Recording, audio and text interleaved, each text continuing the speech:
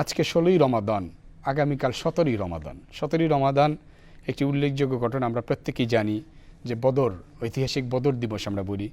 ইসলামের মধ্যে এবং কুফরের মধ্যে যে প্রথম দ্বন্দ্ব আল্লাহ রসুলের হিজরতের ২ বছর পরে যে বদরে সংঘটিত হয়েছিল, তা আমরা অনেকেই এটা আসলে প্রায় ভুলে গিয়েছি যে বদরে আমরা গিয়েছি, আমাদের পূর্বপুরুষরা বদরে লড়াই করেছেন এবং বিশাল শত্রু বাহিনীর সাথে লড়াই করে বিজয়ী হয়েছিলেন।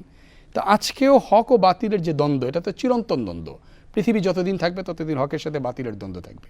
তো এই বদরের যে কি সিগনিফিকেন্স এবং বদরের শিক্ষা, সে নিয়ে যদি একটু ছোটো করে আলোচনা করতে। দেখুন, বদর হচ্ছে ইয়ামুল ফুরকান, যেটা হক এবং বাতিলের মধ্যে পার্থক্যকারী যে ইসলামের প্রথম যুদ্ধটি, সেটাই হচ্ছে বদরের যুদ্ধ।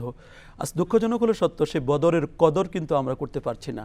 মুসলিম হয়ে জন্মগ্রহণ করে কবে বদর আসছে, কবে উহুদ আসছে, খন্দক আসছে, আমরা এটা জানতে পারি না। দেখুন, পেয়ারা নবী রসুল আকরাম সাল্লাল্লাহু আলাইহি ওয়াসাল্লাম তিনি যখন মদিনার প্রেসিডেন্ট, তখন আবু সুফিয়ান এবং তার নেতৃত্বে একদল মানুষ যখন সিরিয়ায় ব্যবসা বাণিজ্য করতে গিয়ে সেখান থেকে যে প্রফিট হবে, সেই প্রফিটের টাকাটি নিয়ে, অর্থটি নিয়ে মুসলমানদের বিরুদ্ধে অস্ত্র কিনে সেই মুসলমানদের বিরুদ্ধে ব্যবহার করা হবে, এই মেসেজটি যখন আল্লাহর হাবিবের কাছে পৌঁছলো, তখন রসুল আকরাম সাল্লাল্লাহু আলাইহি ওয়াসাল্লাম শুধু ডিফেন্সিভ, তাদেরকে প্রতিহত করার জন্য রসুল আকরাম সাল্লাল্লাহু আলাইহি ওয়াসাল্লাম কিছু সাহাবী নিয়ে গেলেন সামনে। কিন্তু এইটাকে তারা এমনভাবে ফলাও করলো যে আমাদেরকে আক্রমণ করছে।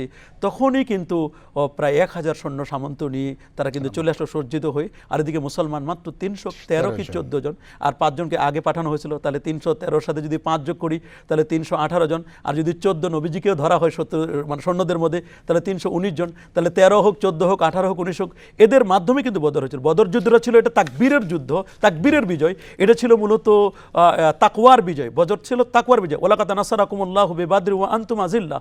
আল্লাহ পাক রব্বুল বদরে যে আমাদেরকে সাহায্য করেছিলেন, প্রথমে ১,০০০ ফেরেশতা, তারপরে ৩,০০০ ফেরেশতা, তারপরে ৫,০০০ ফেরেশতা, এভাবেই কিন্তু বদরের কিন্তু বিজয় লাভ করেছিল। মুসলমান যে রোজা রেখে মানে দুর্বল হয় না, এটাই কিন্তু তার প্রমাণ। এটাই কিন্তু তার বদর যুদ্ধটাই তার প্রমাণ। এবং আজকেও আমরা যদি আল্লাহর পথে থাকি, হকের পথে থাকি, নিশ্চয়ই আল্লাহ রাব্বুল আলামিন বদরের মতোই আমাদেরকে সাহায্য করবেন, আমাদেরকে বিজয় দান করবেন।